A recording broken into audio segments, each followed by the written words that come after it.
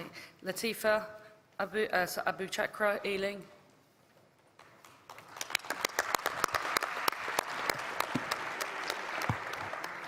President, Conference, my name is Latifa Abu Chakra. I'm a first-time delegate and a first-time speaker. Thank you.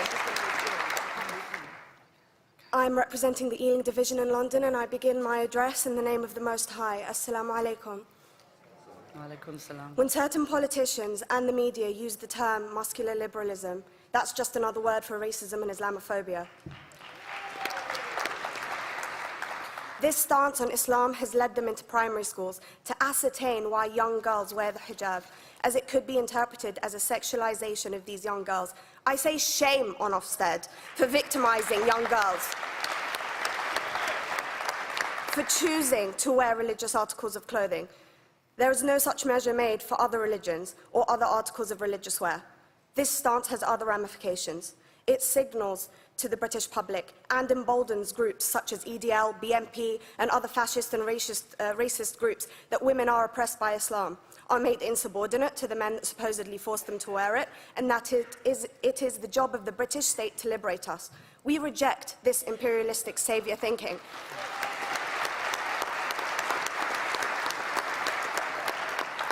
And I am here to state for all people who choose to practice their beliefs openly that we are not oppressed by our faith.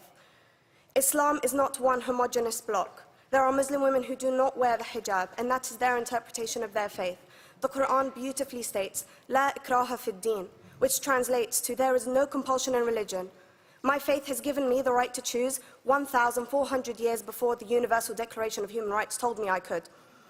A fun fact for you, conference. My dad didn't want me to wear the hijab. I chose to. Those of faith, thank you.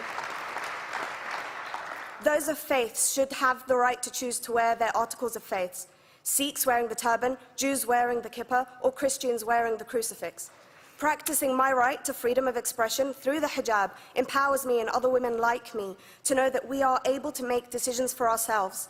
Through the hijab, women like me feel empowered to overcome the social expectations of sexualization that is relevant and has currently resulted in many cases of anxiety and worse. I can speak for myself and others like me. At school, I was able to focus more on the thoughts that were running through my mind than how good I looked to the world. The NUT has supported a woman's right to choose when it comes to pregnancy. I want conference to support my right to wear the hijab.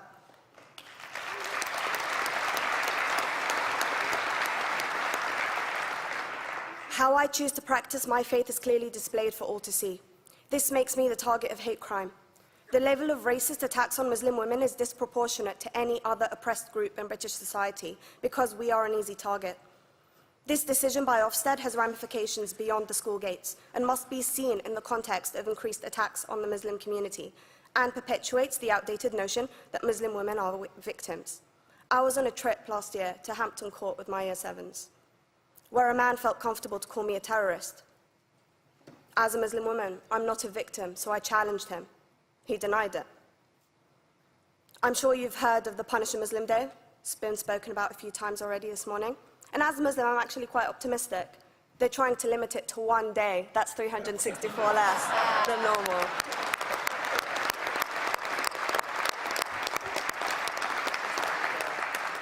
But let's be clear, conference. Islamophobia and other forms of racism affects non-Muslims too.